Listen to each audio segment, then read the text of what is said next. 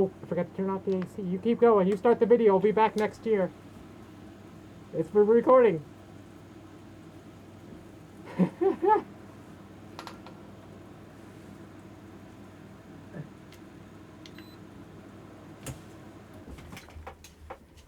Earthquake! Hey everybody! And welcome to part 2! What was happening right here? Welcome to part 2 of the happy birthday to Kusalite and everybody else who shares their birthday on May 25th. We are doing this day in history, starting off with a 1622 English merchant ship Trial wrecks the Montebello Islands, northwestern Australia, the first English to land on Australian soil and the country's oldest European shipwreck. Neat. Yeah, normally something like that wouldn't be something I want to put in this, but didn't mention anything about anybody not making it, and it's a first, so I was like, I guess it makes it worth putting here. This would have been perfect for me to bring out my shipwreck figure. Where did Oh. Next is 1959. Richard Cromwell resigns as Lord Protector of England, earning the nickname Tumbledown Dick as a result of his abrupt fall from power. Oh no. What have we done? Okay, where are we here? Okay, next is 1716. Great Britain and Holy Roman Empire signed the Treaty of Westminster, defensive pact. They had the dogs. Were there. Yes. It was definitely named after that. Yeah, indeed. Next, we have in 1721, John Copson becomes America's first insurance agent. Weird. Yeah. It's another thing that I think about, never really think about, but it has to have existed. Right? It's like everything has to have had a first somebody, but who would have figured somebody would have kept track of that? In 1787, Constitutional Convention opens at Philadelphia, George Washington presiding. Oh, wow. I wonder if they had, like, an artist alley and dealer room and all that. I mean, hey, maybe. I don't know. No, I don't think anybody could have reported on that sort of thing would be alive, so it's quite possible. In 1816, a collection of poems by Samuel Taylor Coleridge, published by John Murray in London, including Kublai Khan and Christabel. Oh, neat. So John Murray related to Bill Murray from Billy Murray from earlier. From last video, no. And Christabel, that's the name that they gave Chris Griffin when he became an artist. Very good memory. That was a long ass time ago. 1837, the Patriot of Lower Canada, Quebec, rebel against the British for freedom. Freedom! In 1842, Christian Doppler presents his idea, now known as the Doppler effect, through the changing of colors of binary stars to the Royal Bohemian Society in Prague. Oh, that's neat. I actually used to go to school with, I used to work with someone with the last name Doppler. Oh, neat. Yeah, she never talked about the satellites, though. In 1844, the first telegraphed news dispatch is published in the Baltimore Patriot. Neat. In 1862, the first Battle of Winchester, Virginia, Stonewall Jackson Confederate forces achieve major victory. In 1878, W.S. Gilbert and Arthur Sullivan's comic opera, HMS Pinafore, premieres in London, their first international success. Ah, yeah, the pinafore. It's like a little apron that goes on top of your dress. Really? That's what Alice in Wonderland has. She had the blue dress with the white pinafore. I guess I never realized that. Yeah. But anyway, in 1895, Oscar Wilde is sentenced to 2 years imprisonment for gross indecency after the details of his affair with a British aristocrat were made public. 2 years? Really glad times have changed since then, huh? What an absurd thing to go to jail over. In 1900, retired London Fire Master Ira Massey Shaw, age 70, reputedly becomes oldest gold medalist in Olympics for sailing. Neat. I didn't know. I never even thought about that. In 1906, after 20 straight wins, the Boston Pilgrims, soon to be the Boston Red Sox, lose to the Chicago White Sox 3-0. Oh my gosh. In 1914, British House of Commons passes the Irish Home Rule Bill, which would give a united Ireland extensive home rule over all domestic matters as a dominion within the empire. In 1922, Babe Ruth is suspended for 1 day and fined $200 for throwing dirt on an umpire. Yeah, I find sports fines to be amusing because I guess to the point, at least with some of these sports guys, where the fines are it's such a small amount. It's a pittance. It's a smack on the wrist. Yeah, I remember, what was it, Michael Jordan, when he came out of retirement. Oh, yeah. I believe he was fined $1,000 a day, or $1,000 a game every time he put on the number 23 jersey. Because it was retired, yeah. Yeah, but he had so much money, it was like, it was a non-issue from him. He's like, what? It was just spitting on the rules there, wasn't he? He paid it. So, yeah. I mean, what can you do? Hey, it doesn't say, hey, you're only allowed to do this one time, but if you pay the fine, no, you can do it anytime as long as you pay the fine. In 1927, Henry Ford announces that he is ending production of the Model T Ford. Oh.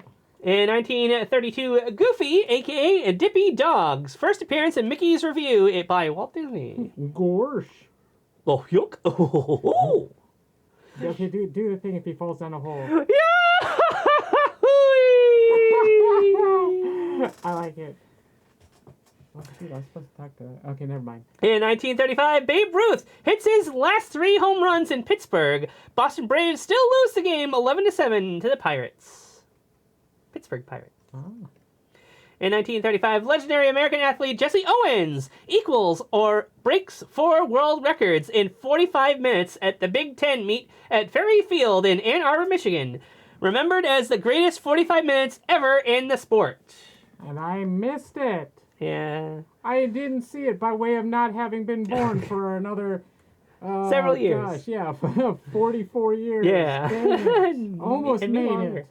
In 1937, the first airmail letter to Circle Globe returns to New York. Did they deliver it? In 1940, Golden Gate International Exposition reopens. In 1941, Ted Williams raises his batting average over .400 for the first time in 1941. Sounds impressive. In 1943, Agnes Moorehead appears in Sorry, Wrong Number on the radio program Suspense, her most successful appearance. I'm not sure why I kept that one. That was a little weird. In 1945, Arthur C. Clarke proposes relay satellites in geosynchronous orbit. Oh. In 1948, San Francisco receives its first telecast. Oh, very cool. In 1950, Brooklyn Battery Tunnel opens in New York City. Oh. Is it AA or AAA? D.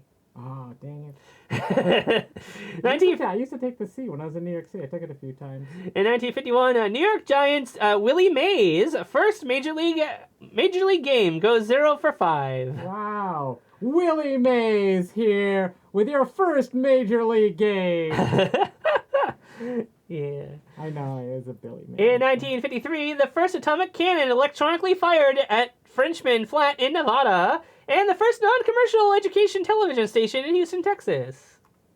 Wow. They used to have education in Texas. 1961, JFK announces the U.S. goal of putting a man on the moon before the end of the decade. We choose to go to the moon in this decade and do the other things, not because they are easy, but because they are hard. And we never went back. NASA said that if we were... okay, well, it's not that we never went back. They said if we were to go back now, they would have to reinvent the whole thing because they don't know how to do it anymore. Wow. Yeah, they would have to basically start all over. Wow. I mean, they did go back several times. Yeah, they did. You're saying, like, in recent history, they just can't do it anymore. Weird. But, yeah, that is, like, one of his most famous speeches. And the other things, or jokes in other parts of his speech where he mentions rivalry between the college he went to and their famous rival. And climbing Mount Everest was the other thing. We do these things because they are hard. Not because they're easy, because they are hard. Anyway, also 1961, NASA civilian pilot Joseph A. Walker takes the X-15 at 32,770 miles. Meters? What do you think? Meters or miles? Meters? It's NASA. They wouldn't measure in miles. Oh, okay, so meters then. 32,770 meters. In 1962, U.S. Union AFL-CIO, or the American Federation of Labor and Congressional Industrial Organizations, man, no wonder they abbreviate that, starts campaign for a 35-hour work week. Yeah, I unfortunately get those sometimes. I'd rather have the 38 to, 45 is Oh, great. my. Get some overtime. Okay. In 1962, Wand Records releases the Isley Brothers cover single Twist and Shout, and it becomes their first top 20 hit, peaking at number 17. Twisting that baby. Twist and shout, twist and shout. Come on, baby, now. Did you say Sakonko? Yeah. In 1964, the 16th Emmy Awards, The Dick Van Dyke Show. Dick Van Dyke and Mary Tyler Moore win. Also 1964, ground is broken for the new Bush Memorial Stadium in St. Louis. Opens in 1966 and is demolished in 2005. Next, we have in 1964, U.S. Supreme Court rules closing schools to avoid desegregation is unconstitutional. Yeah. Right? Yeah, well, let's see. They're saying that if a school were to try to close them to avoid, separating to mixed colored people with white people was against the law. So you can't close a school if they're making you mix. These are the terms they would have used back in the day too. Yes. So we're not trying to. It's such a murky waters, but this is how they would have described it. Yeah. So yeah, I think that's progress. They're trying to say you can't do that. You have to let everybody go to the same school. You can't. Even Green Fandas get to go to the bird school if they want. Exactly. There you go. In 1965, Dave Davies of the Kinks knocked unconscious in an onstage scuffle with drummer Mick Avery at Cardiff's Capitol Theatre. Wild. Yeah, it is. In 1965, Muhammad Ali KOs Sonny Liston at 2 minutes and 12 seconds of round 1 at Central Maine Civic Center. Lewiston to retain his WBA heavyweight boxing title. Ali would quote saying, "Get up and fight, sucker." Muhammad Ali, still mostly known at the time as Cassius Clay, on this day landed a blow on the jaw of his opponent Sonny Liston, known as the Bear, that became known as the Phantom Punch, so called because few people at the event saw it. Yeah, can you imagine that? You go to this major event with these big major boxers, and 2 minutes and 12 seconds, it's over because you can't even figure out why. Yeah, you didn't even see it because he punched him so fast. This is what happens when you hype fights sometimes. This will happen. I remember seeing a pay-per-view where what do you call Ultimate Fighting? They hyped it up all night. Get to the final match lasted like a minute. Yeah. What? This is what we spent $500 on? Yeah. Or who knows? Probably even more. But anyway, yeah. In 1967, John Lennon takes delivery of his psychedelically painted Rolls Royce. In 1968, Gateway Arch in St. Louis is dedicated. Apparently, its width is the same as its height. Yes, I think we learned recently. Also in 1968, Rolling Stone releases song "Jumpin' Jack Flash." Jumping Jack Flash. Is it a Clash? I don't know what it is. Sorry, we don't know every it's song. Been a long time. I mean, I can hear it in my head, but I can't make the words out. In 1969, Midnight Cowboy, directed by John Schlesinger and starring Jon Voight and Dustin Hoffman, is released. Academy Awards Best Picture from 1970, and I believe it was rated X. Neat. It was one of the few movies that was given a rating higher than R, and especially one that won Best Picture. Yeah, it might be the only one that won Best Picture that was rated X. Jon Voight has some unfortunate opinions in politics these days. In 1972, heavyweight Joe Frazier KOs Ron Stander. In 1973, the 26th Cannes Film Festival, The Hireling, directed by Alan Bridges, and Scarecrow, directed by Jerry Schatzberg, jointly awarded the Grand Prix du Festival International de Film. I guess they just couldn't pick between the two, and they decided, hey, you know what? We'll just give it to both of them. In 1973, George Harrison releases single "Give Me Love" in the UK. Cool. Good for him. In 1977, Beatles Live at Star Club in Hamburg, Germany is released. Also in 1977, Brady Bunch Hour last airs on ABC TV. And also in 1977, the original Star Wars movie, Episode 4, New Hope, is directed by George Lucas and starring Mark Hamill, Carrie Fisher, and Harrison Ford premieres. So yeah, Star Wars premiered on this day in history. How crazy is that? Da, da, da, da, da, da. Dun, da, da, da, da, da, da, da, da. Wait, yeah. Here. If you strike me down now, I will become more powerful than something. You could possibly imagine. There you go. Your Schwartz is as big as mine. Wait, wrong movie. All right. Next, in 1978, Stanley Cup Final, Boston Garden, Boston, Massachusetts. Three-peat for Montreal Canadiens beat Boston Bruins 4-1 as Mario Tremblay scores twice. 4-2, series victory. Those are all things. 1979 horror film Alien, directed by Ridley Scott, starring Sigourney Weaver, is released. Kind of crazy. Star Wars and Alien share a release date. Yeah. And the first in a long franchise of some great and some not so great movies. Also 1979, RCA releases David Bowie's 13th studio album, Lodger, his third collaboration with Brian Eno in what becomes known as his Berlin trilogy. Features contributions from the guitarist Adrian Belew. In 1981, Boston Red Sox Carl Yastrzemski, number 41, is forced to play 3,000 Major League Baseball games in Cobb, Musial, and Aaron. Ty Cobb, Musial, I don't know Musial's first name, and Hank Aaron, I would presume, is the Aaron there. Next, also 1981, Daniel Goodwin scales outside the Chicago Sears Tower in 7 hours. Oh yeah, I remember hearing about this guy. Never, because I went to this. Used to go to the Sears Tower almost every year, and you would talk about it and all that. But I never saw it. I never got to see anything crazy like that. All right, in 1983, Willis Tower. In 1983, Return of the Jedi, Star Wars Episode 6, produced by George Lucas, is first released. So yeah. Wasn't there another Star Wars movie released in 1977? Star Wars Episode 4, A New Hope. Yes. Although it was originally like yes, it is called Star Wars. Yeah. Surprisingly, it wasn't the Star Wars, huh?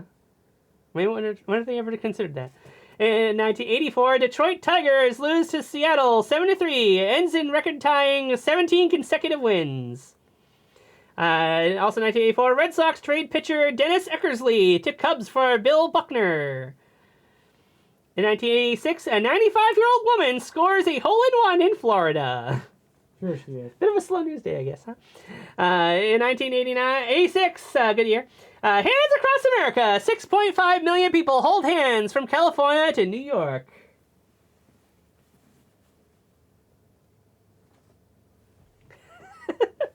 In 1989, Mikhail Gorbachev elected executive president in the Soviet Union. Also 1989, Stanley Cup Final, Montreal Forum, Montreal, Quebec. Calgary Flames beat Montreal Canadiens 4-2 to win Series 4 games to 2. Flames' first Stanley Cup title. Next, in 1989, Weird Al Yankovic records parody song "She Drives Like Crazy." Woo, woo, like no one else. I don't know. It's been a while. Anyway, yeah, so Weird Al, definitely real big fan of this house. So yeah, in 1991, People Are Still Having Sex by Latour hits number 35. I expected you to laugh at that one, but I laughed instead. 1991, Stanley Cup Final, Metropolitan Sports Center, Bloomington, Minnesota. Pittsburgh Penguins beat Minnesota North Stars 8-0 for a 4-2 series win. Penguins' first final series appearance. In 1992, Jay Leno becomes permanent host of U.S. talk show The Tonight Show. Yeah, he had done, permanent. Well, it's because he had done a lot of guest spots up until then. He was on there as a stand-up, he was an act and a sometimes host. But yeah, I was just commenting on the fact that he was removed and prematurely. Nobody's a permanent host. Yeah, well, really. They could have renamed it to something else. It was always a yeah. reoccurring. Oh, you're not going to rename the Tonight Show. Yeah, I guess you're right. But it was a recurring joke on Alf. It'd be like, hey, wait, they would hear Alf in the kitchen, and they'd be like, hey, who is that? It'd be like, Jay Leno. It was a weird time. Okay. 1997, Minnesota Twins retire Kirby Puckett's uniform of number 34. And also 1997, Todd and Mel Stottlemyre become the first father and son to win 100 games in Major League Baseball. In 2000, the 53rd Cannes Film Festival, Dancer in the Dark, directed by Lars von Trier and starring Bjork, who won Best Actress, wins the Palme d'Or. 2001, 32-year-old Eric Weihenmayer of Boulder, Colorado, becomes the first blind person to reach the summit of Mount Everest. How crazy is that, huh? Also in 2001, the 54th Cannes Film Festival, The Sun's Room, directed by Nani Moretti, wins Palme d'Or. In 2003, the 56th Cannes Film Festival, Elephant, directed by Gus Van Sant, wins Palme d'Or. Hey, we know an elephant. Yes, you mentioned that movie before. In 2008, the 61st Cannes Film Festival, The Class, directed by Lauret Cantet, wins Palme d'Or. In 2011, Oprah Winfrey airs her last show, ending her 25-year run of The Oprah Winfrey Show. You know, I had, before doing this research, I had thought that show was still going. I did not realize that she was no longer on TV. Yeah, she's getting old. In 2012, a SpaceX Dragon becomes the first commercial spacecraft to dock at the International Space Station. In 2013, Yuichiro Miura of Japan becomes the oldest person to climb Mount Everest at 80. So kind of weird. Two different Mount Everest records happened on this day. In 2014, the 67th Cannes Film Festival, Winter Sleep, directed by Nuri Bilge Ceylan, wins the Palme d'Or.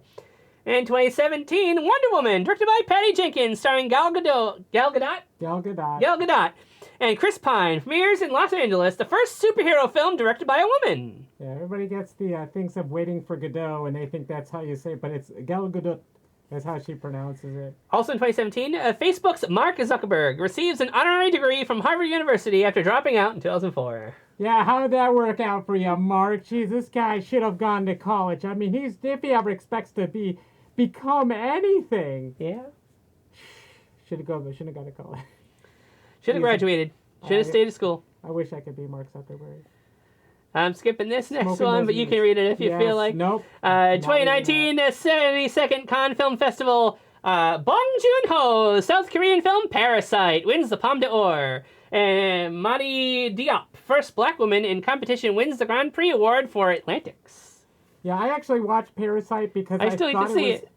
Yeah, I thought it was a live-action version of Parasite the Maxim. Yes, the anime. And so when I made it like halfway through the movie, I'm like, this is not what I thought it was. And you know what? It ended up being great. Anyway, I really enjoyed it. Yeah, The Simpsons did a parody of it, but I have yet to see it. I want to see it. Yeah, it's but good. yeah, I believe there is a live action version of that story. There is. I've seen clips of Parasite the Maxim live action. Let's see, where are we? Yeah, okay, in 2019, the first ever albino panda footage in the wild is released, taken in April, from China's Wulong National Nature Reserve. In 2021, U.S. CDC says half of all U.S. adults are now fully vaccinated, with 61% having had their first shot. Very nice, very nice. And see how that one not skipped. Yeah. And lastly, in 2023, U.S. population aged at its fastest rate for 130 years, over 65 years old, grew by a third. 2010 to 2020, median age of an American jumps from 37.2 to 38.8, according to new census figures. Nice. I want to live forever. Queen, that's your answer. I want to live forever. Oopsie. We need that to control the video. We can't ever end the video. All right, everybody. Thanks for tuning in. And once again, happy birthday to Kusalite. Anybody else born on May 25th? Bye. Bye. I can't end the video without the mouse.